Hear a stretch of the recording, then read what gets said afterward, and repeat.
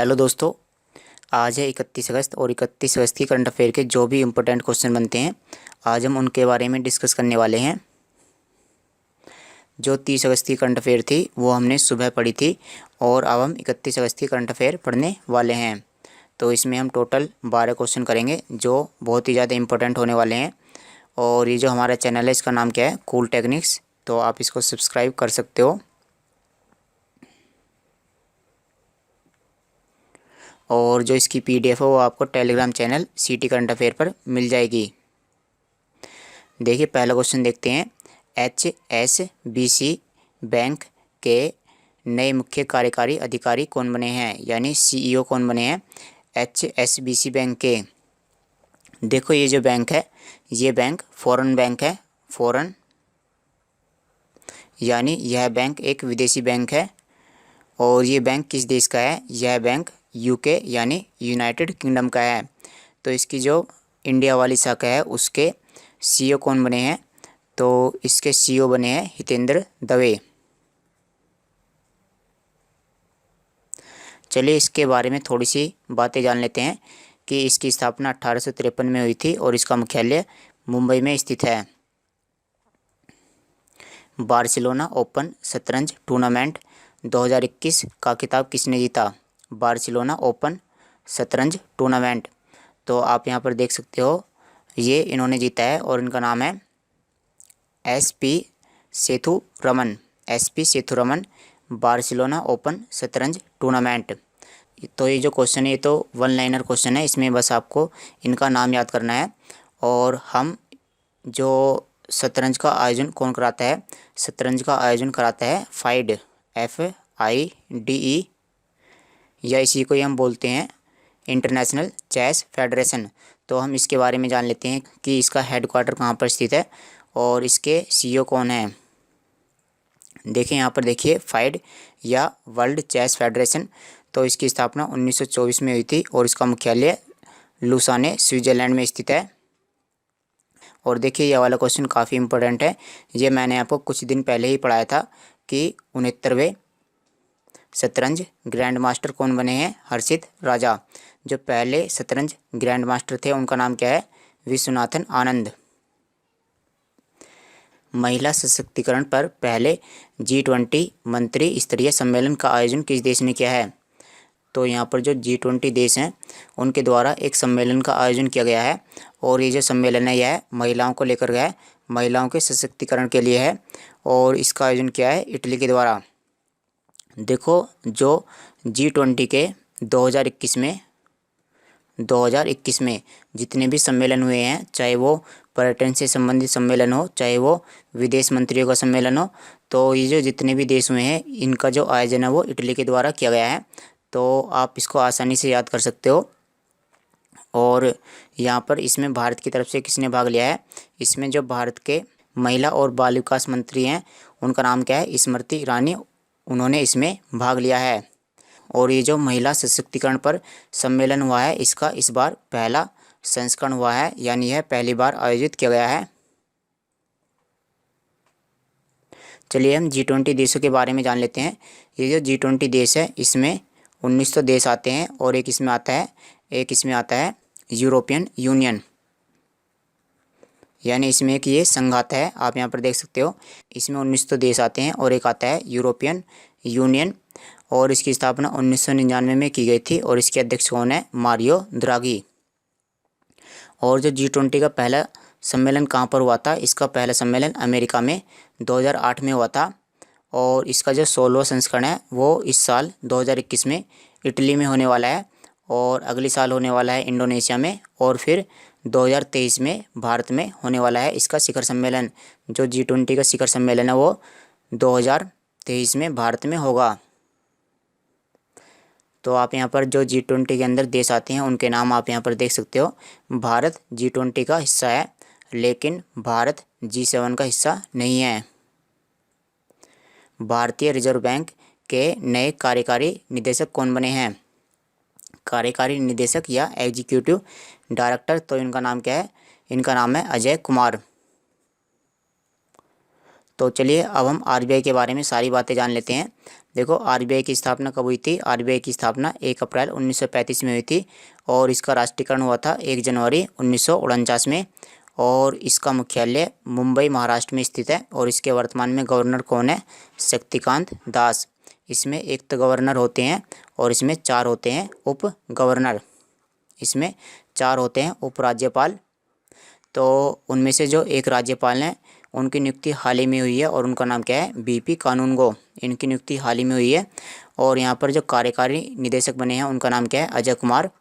और इससे पहले कौन थे? इससे पहले थे जोस जे कट्टूर। इनकी जो नियुक्ति है वो अप्रैल में की गई थी, अप्रैल 2021 में।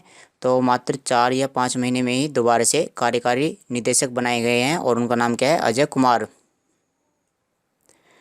मेरा काम मेरा मान योजना किस राज्य ने शुरू की है?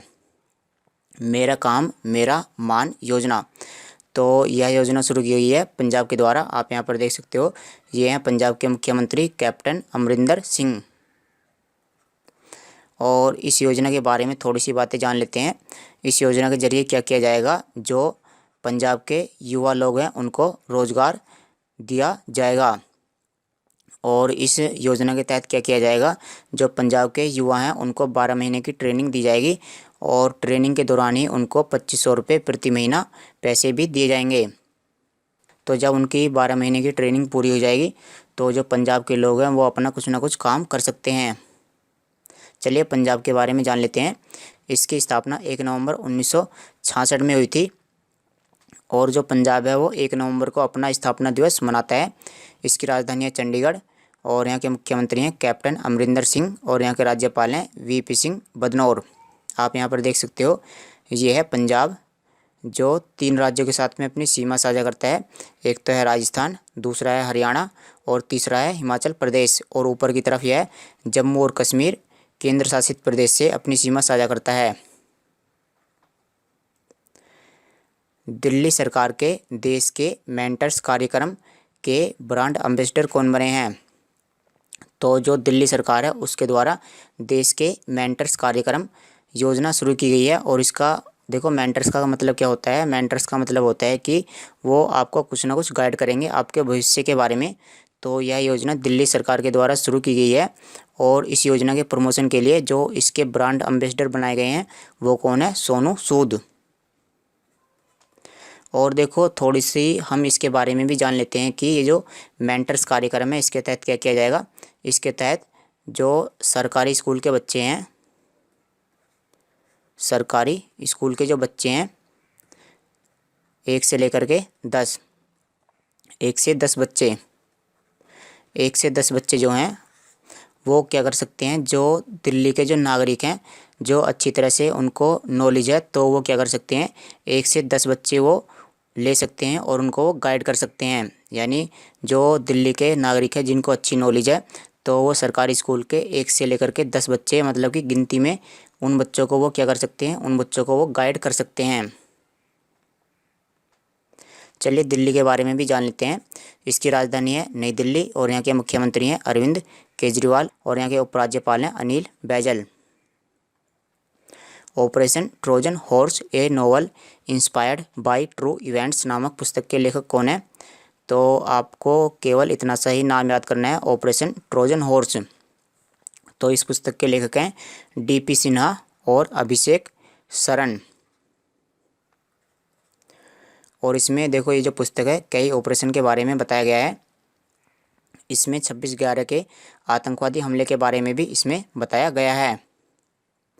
और मैं आपको एक छोटी सी कहानी सुनाता हूँ। आप यहाँ पर देख सकते हो, यह एक हॉर्स और एक क्या हुआ था कि देखो यहाँ पर एक किला है और किले में आप क्या है कि आप प्रवेश नहीं कर सकते और प्रवेश नहीं कर सकते तो आप किले पर विजय प्राप्त नहीं कर सकते। तो क्या हुआ था कि इन्होंने आपस में ऐसी योजना बनाई कि हम राजा से जाकर के मिलेंगे और राजा को ये जो इस तरह का ये जो घोड़ा है इसको हम भेंट करेंगे यानी उपहार के तौर पर। तो क्या होता है कि जो दूसरी सेना होती है वो इस घोड़े के अंदर उसमें छुप जाती है। इस तरह से जो दूसरी सेना के सैनिक होते हैं वो इस घोड़े के अंदर छुप जाते हैं और छुप करके वो इस क्या है कि किले के अंदर चले जाते हैं। तो इस तरह से जो ये वाली जो सेना होती है जो इस घोड़े के अंदर छुपी हुई होती है, तो वो क्या कर लेती है, इस राज्य पर वो अपनी जीत कर लेती है। तो ये तो बस बेकार की कहानी है, आपको केवल इसका नाम याद करना है, DP सिन्हा और अभिषेक सरन। ई श्रम पोर्टल किस मंत्रालय द्वारा लॉन्च किया गया है? ई श्रम पोर्टल, तो यहाँ पर श्रम लिखा है, तो यह श्रम और रोजगार मंत्रालय के द्वारा लॉन्च किया गया है। और हम ये जान लेते हैं कि जो श्रम और रोजगार मंत्रालय के मंत्री हैं वो कौन है, उनका हम नाम जान लेते हैं। तो इनका नाम है भूपेंद्र यादव। तो ये जो देखो पोर्टल है, यानी ये जो वेबसाइट है, इसमें क्या किया जाएगा, ये जो वेबसाइट है इसमें जो असंगठित क्षेत्र के जो मजदूर हैं उनका डेटाबेस इकट्ठा किया जाएगा। डेटाबेस का मतलब क्या होता है?